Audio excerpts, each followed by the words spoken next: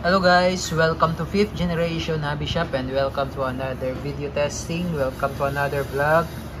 Shoutout po kay Sir JR. Sir, welcome to 5th generation hobby shop. So ngayon ang ating re-review, i-unbox po natin itong Umarex made in Germany. This is the Umarex Walther CP99 silver black, 4.5mm or caliber 177 pistol, CO2 powered, 7.5 joules, 8 rounder. So, ito po yung caliber 177 po. Ang gamit po natin ay Gamo Magnum 7.56 grains or 0.48 grams na pointed Gamo Magnum. So may kasama na siyang 250 shots na pellet. Ito siya. Caliber 177 po. Mas maliit po ito compare sa caliber 22. Ayan. Tapos CO2 siya, CO2 powered. Ito po yung CO2 cartridge 12G. Made in Taiwan. Wala po siyang thread. Meron po kasing ganito na may thread. So, bali, ang gagamitin po natin ay yung walang thread. Okay. So, itong unit, may kasama siyang case.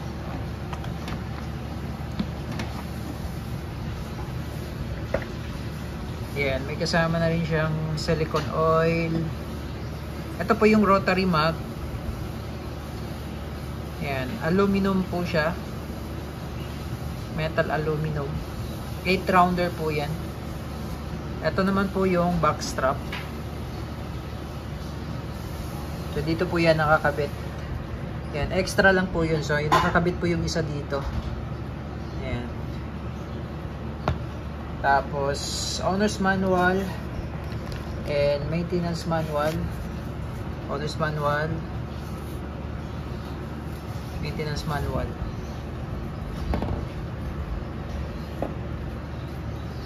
Yan, Walther CP99, naka laser engraved na po yan.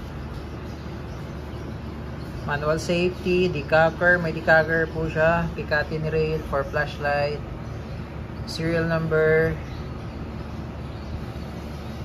Made in Germany po ito. CO2 powered airgun pistol, caliber 177. So lagyan lang po natin siya ng CO2 tsaka pellet.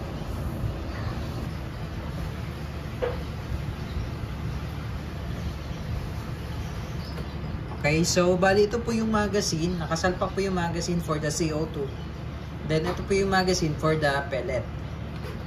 Okay, so to release the magazine po, ito po yung mag-release. Yan. Push down nyo lang po yan. Yan. Ito pong part na to. Ito po yung mag-release. Yan. So ito po yung slot or magazine for the CO2. So sa pag-load po ng CO2, bali ito po, may arrow po yan. Open nyo lang po. Yan. Twist nyo lang. Pag ganyan po. No? Tapos, maglalagay po tayo ng oil. So, every time po na maglo-load kayo ng CO2, patakan nyo lang po ng konting oil. Then, ito po yung CO2. Yan. Load nyo lang po dyan. Tapos, iikot nyo lang po ito. Ito po, iikot nyo po. Yan. Hanggang sa humigpit po. Pipigilan nyo po yung CO2, sir. Yan, hanggang sa humigpit. Yan.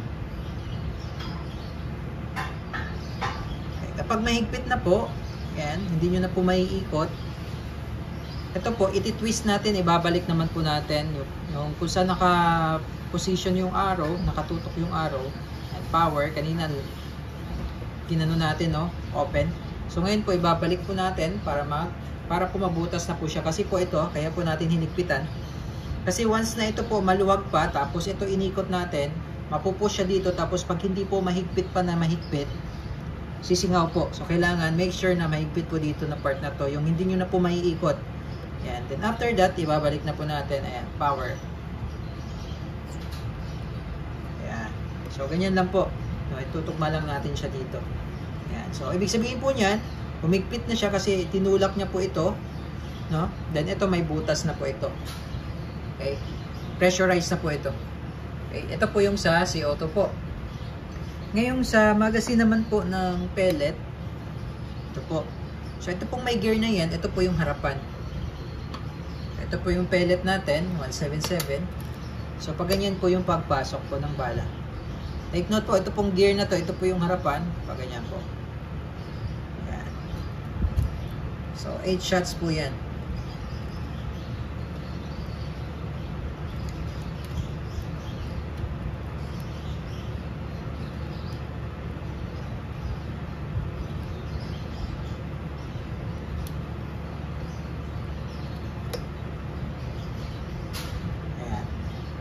Kasi ito pong pinaka-gear na yan, yun po yung isasalpak po natin dito sa may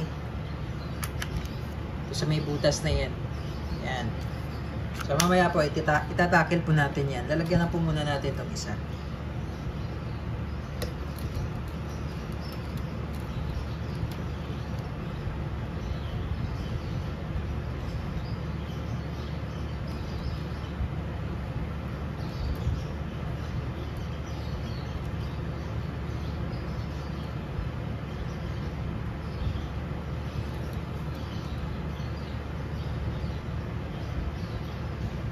Ayan po. So sa mga nagtanong po kung pwede bang i-reuse yung pellet, once na na-deform na po, wag nyo na pong gamitin yan kasi po pwede pong magbara yan sa ating barrel.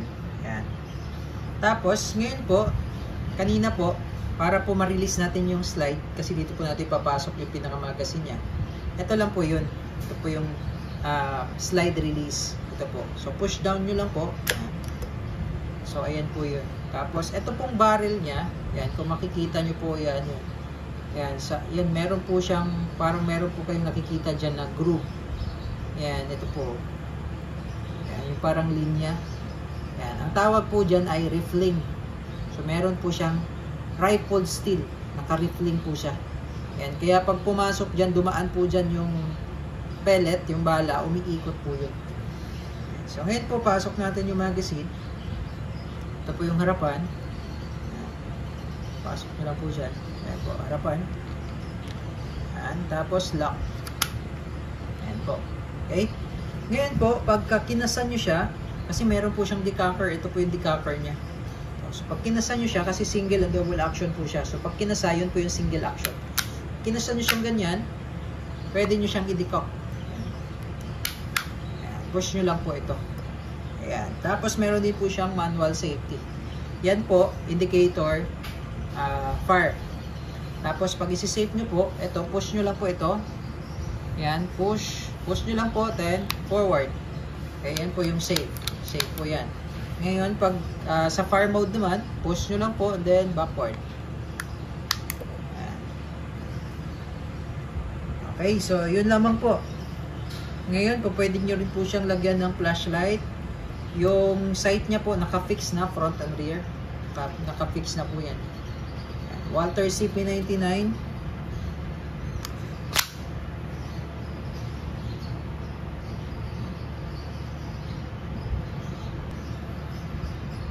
Maganda po siya. Yung grip niya, saktong-sakto lang sa kamay. Ayan, sarap hawakan, sarap i-grip. Tapos yung side niya, ang ganda rin.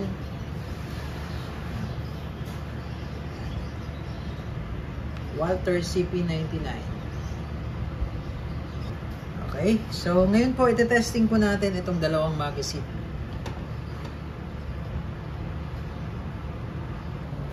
Okay, testing po Walther CP99. So testing po muna natin yung single action. Ayan, single action.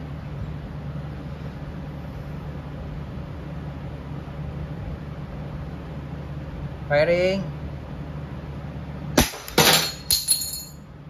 So yung single action po, ikakasa po natin. Tapos magkakasa po yung trigger niya. Ngayon sa double action po, hindi nyo na po kailangan ikasa. Kalabit lang direkta po. Nga lang, yung double action po medyo mahaba po yung trigger pull niya po. No? Medyo matigas po pag sa double action. Pero carry naman. Ito po yung double action.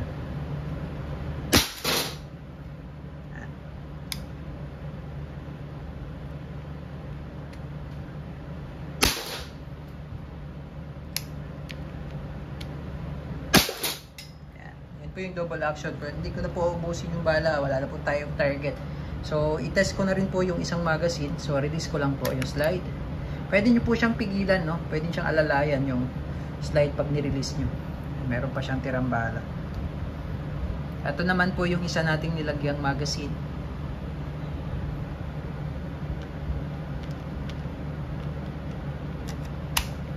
Ayan. Ayusin ko lang po yung ating target. Okay, firing, double action.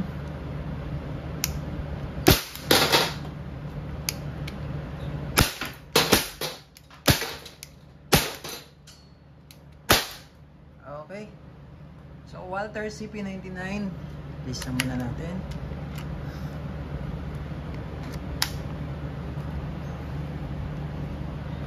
All goods po.